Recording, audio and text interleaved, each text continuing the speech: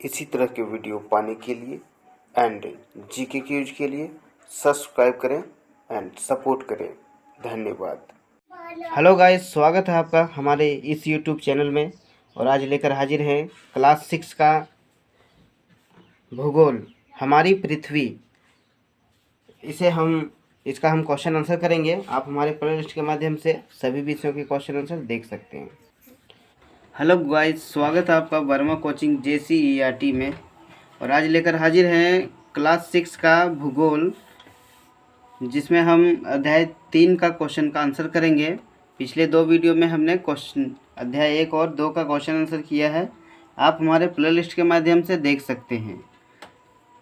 पृथ्वी की गतियाँ, ये एक चैप्टर 3 है। इसमें हम क्वेश्चन का आंसर करेंगे। चैप्टर को ध्यान से पढ़ेंगे तो आपको बेहतर समझ में आएगा। ठीक है, आइए शुरू करते हैं इसका पहला क्वेश्चन। पहला क्वेश्चन है कि पृथ्वी के घूर्णन की गति लगभग खाली जगह किलोमीटर पर घंटा है, तो कितना है? 1600 किलोमीटर पर घंटा। ठीक है। दूसरा क्वेश्चन है, पृथ्वी का अक्ष अपने समतल से खाली जगह के कोण पर झुका है, तो कितना है? 23.5 डिग्री के कोण पर झुका है। ठीक है। तीसरा क्वेश्चन है, 21 जून को खाली जगह पर सूर्य की किरणें लंबवत पड़ती है। चैप्टर पढ़ेंगे तो आपको सारा मिल जाएंगे वहीं पर। ठीक है। तो 21 जून को कर्क रेखा पर सूर्य की किरणें लंबवत पड़ती है। चौथा क्वेश्चन है कि लीप वर्ष में खाली जगह दिन होते हैं, तो लीप वर्ष में कितने दिन होते हैं? 366 दिन। और बाकी जो है, जिस साल में 366 दिन ना हो वो लीप वर्ष नहीं कहलाते हैं। यानी फरवरी उसमें 28 दिनों की होती है, लीप वर्ष में 29 दिनों की होती है। ठीक है। पांचवा है, पृथ्वी की खाली जगह गति के कारण दिन और रात होते हैं, तो पृथ्वी के घूर्णन गति के कारण दिन और रात होते हैं। ठीक है। दूसरा क्वेश्चन है, सही कथन तथा गलत को चिन्हित कीजिए। तो पृथ्वी की वार्षिक गति के कारण दिन और रात होते हैं, ये अभी तो हमने यहाँ देखा। अगला क्वेश्चन है, पृथ्वी की वार्षिक गति के कारण दिन और रात होते हैं, नहीं, इसके घूर्णन गति के कारण, तो एक गलत होगा। अगला है, पृथ्वी की दैनिक गति को ही घूर्णन गति कहते हैं, ये सही है। और घूर्णन गति के कारण दिन और रात होते हैं, यानी कि दैनिक यानी दिन और रात। ठीक है। तीसरा है, वर्ष 2014 एक लीप वर्ष था। लीप वर्ष पता करने के लिए आप कोई भी साल को 4 से भाग लगाएंगे। अगर पूरी तरह वो भागा लग गया तो वो लीप वर्ष है, वो साल नहीं लगा तो लीप वर्ष नहीं है। ठीक है। चौथा क्वेश्चन है, 21 मार्च को पूरी पृथ्वी पर दिन रात बराबर होते हैं, ये सही है। ठीक है। पृथ्वी का परिक्रमण कक्ष दीर्घवृत्ताकार है। पृथ्वी जो सूर्य की परिक्रमा करते हैं वो दीर्घवृत्ताकार ही है। ठीक है। अगला क्वेश्चन है तीसरा नंबर का, कि पृथ्वी की गति कितने प्रकार की होती है, तो इसका एक शब्द एक वाक्य में इसका उत्तर देना है। तो लिखना है कि पृथ्वी की गति 2 प्रकार की होती है। आगे है दूसरा, दिन और रात पृथ्वी की किस गति के कारण होते हैं, तो लिखेंगे कि दिन और रात पृथ्वी की घूर्णन गति के कारण होते हैं। ठीक है। तीसरा है, 4 प्रमुख ऋतुएं कौन कौन सी है, तो 4 प्रमुख ऋतु है ग्रीष्म ऋतु, शरद ऋतु, वर्षा ऋतु, सर्दी ऋतु। शरद ऋतु को हम लोग बसंत पंचमी के जो फरवरी में आते हैं उसे कहते हैं। ठीक है। चौथा है, पृथ्वी को सूर्य की एक परिक्रमा पूरी करने में कितना समय लगता है, तो पृथ्वी को सूर्य की एक परिक्रमा पूरी करने में 365 दिन और 6 घंटा लगता है। ठीक है।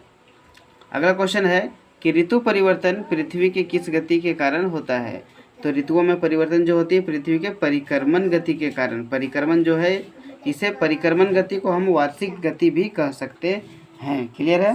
चौथा देखते हैं, तो 4 का पहला देखते हैं कि सूर्य पूर्व में उगता है और पश्चिम में डूबता है, क्यों? तो पृथ्वी अपने अक्ष पर, इसका उत्तर है, पृथ्वी अपने अक्ष पर घूर्णन करती है। घूर्णन करते समय पृथ्वी पश्चिम से पूर्व की ओर गति करती है। हम जानते हैं कि पृथ्वी की आकृति गोल है, इस कारण पृथ्वी की दिशा जब पूरब होती है तब वहाँ सूरज उगता है। और जब पश्चिम होती है तो सूर्य के सामने आती है, तब वहाँ रात होती है। क्लियर है? यही कारण है कि सूर्य पूरब में उगता है और पश्चिम में डूबता है। चौथा नंबर है दूसरा, लीप वर्ष क्या है? तो इसके लिए पेज नंबर आप 23 में देखेंगे लीप वर्ष, तो यहाँ आपको मिल जाएगा। ठीक है, तो यहाँ से लिखेंगे चौथा का दूसरा कि जिस वर्ष फरवरी में 29 दिनों का होता है, अर्थात जिस वर्ष में 366 दिन होते हैं, उसे लीप वर्ष कहते हैं। क्लियर है? परिक्रमण गति का काल 365 और दिन और 6 घंटों का होता है अपनी। ठीक है, यहाँ तक ये लिखेंगे ज़्यादा बेटर रहेगा। ठीक है, आगे देखते हैं।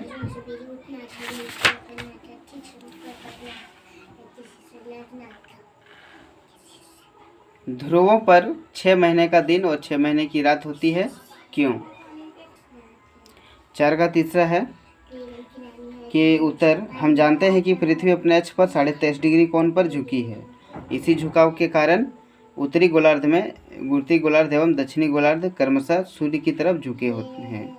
इसी कारण ध्रुवों पर 6 महीने का दिन और 6 महीने की रात होती है। क्लियर है? अगला क्वेश्चन है 5वां नंबर, अंतर बताइए कि घूर्णन और परिक्रमण में अंतर। ठीक है, तो घूर्णन के लिए हम पेज नंबर 22 में देखेंगे, जो यहाँ लिखा हुआ है 5 का पहला, पृथ्वी का अपने अक्ष पर घूमना ही घूर्णन कहलाता है। एक अंतर हो गया। दूसरा अंतर है इसका, पृथ्वी का अक्ष एक काल्पनिक रेखा है जो इसके कक्षीय सतह से 66.5 डिग्री का कोण बनाती है। और अगला अंतर है, घूर्णन करते समय पृथ्वी पश्चिम से पूरब की ओर गति करती है। यह गति ठीक उसी प्रकार होती है जिस प्रकार लट्टू नाचता है। इतना लिखेंगे घूर्णन के में। ठीक है, और परिक्रमण में लिखेंगे आप पेज नंबर 23 में। दोनों में अंतर पूछा गया था। ठीक है, परिक्रमण में यहाँ से लिखेंगे कि पृथ्वी सूर्य के चारों ओर एक दीर्घवृत्ताकार पथ में गति करती है, इसे परिक्रमण गति कहते हैं। पृथ्वी को सूर्य का एक चक्कर पूरा करने में 365.1/4 दिन या 365 दिन 6 घंटे लगते हैं। यही समय पृथ्वी का 1 वर्ष के बराबर होता है। ठीक है, इसी कारण परिक्रमण गति को पृथ्वी की वार्षिक गति भी कहते हैं। इतना लिखेंगे। दोनों में अंतर स्पष्ट हो गया है। अब देखते हैं 5वां का दूसरा नंबर। 5वां का दूसरा नंबर है, विषुव और अयनांत में क्या अंतर है? तो देखते हैं कि विषुव लिख के तीर का निशान देंगे, लिखेंगे कि 21 मार्च और 23 सितंबर की सूर्य की किरणें विषुवत रेखा पर सीधी पड़ती है। इस स्थिति में कोई भी ध्रुव सूर्य की ओर झुका नहीं होता है, अतः इन स्थितियों को दिन और रात पृथ्वी पर बराबर होते हैं।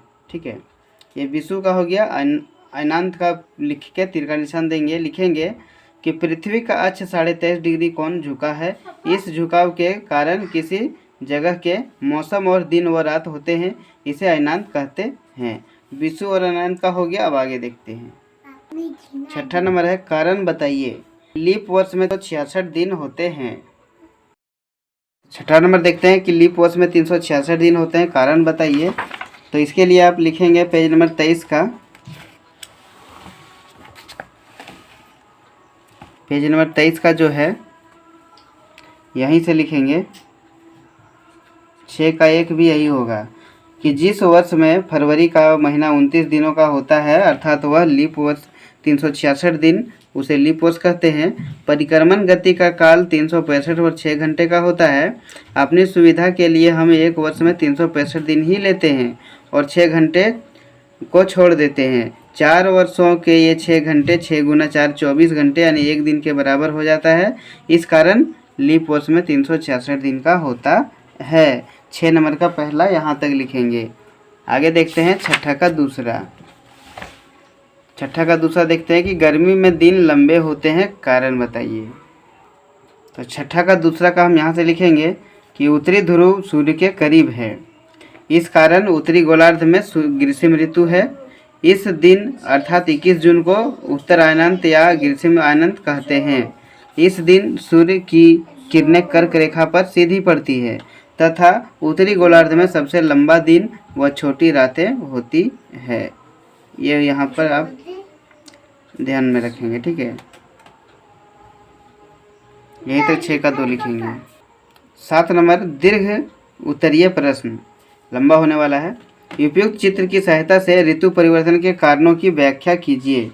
चित्र दिखाना है ऋतु परिवर्तन का, तो पेज नंबर 23 में मिल जाएगा आपको। यहाँ लिखा हुआ है कि परिक्रमण एवं ऋतु परिवर्तन। तो ये चित्र आप बना लेंगे 7 का दूसरा का, ये 7 का पहला है ना, ये 7 का पहला है, चित्र बना लेंगे ये, ठीक है। ये चित्र बना लेंगे और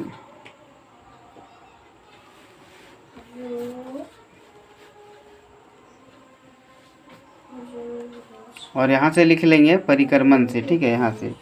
यहाँ से लेकर यहाँ तक लिख लेंगे, ठीक है। आगे देखते हैं 7 का दूसरा कि दिन और रात कैसे होते हैं, उपयुक्त चित्र की सहायता से वर्णन कीजिए। तो पेज नंबर 22 में मिल जाएगा आपको, दिन और रात कैसे होते हैं। घूर्णन गति के कारण दिन और रात, ये चित्र दिखाएंगे आप यहाँ पे 7 का दूसरा, ये लिखेंगे ये चित्र को, ठीक है। और इसके लिए आप यहाँ से लिख सकते हैं, यहाँ से लेकर यहाँ तक, ठीक है। ये हुआ क्वेश्चन आंसर पूरा। वीडियो में अंत तक बने रहने के लिए आपका बहुत बहुत धन्यवाद। और आपसे को कहना चाहते हैं कि अगर आप हमारे वीडियो पर नए हैं तो चैनल को सब्सक्राइब करना न भूलें, ताकि हमारे द्वारा दिया गया हर एक नोटिफिकेशन सबसे पहले आप तक पहुँचे। फिर मिलते हैं अगले वीडियो में, तब तक के लिए धन्यवाद।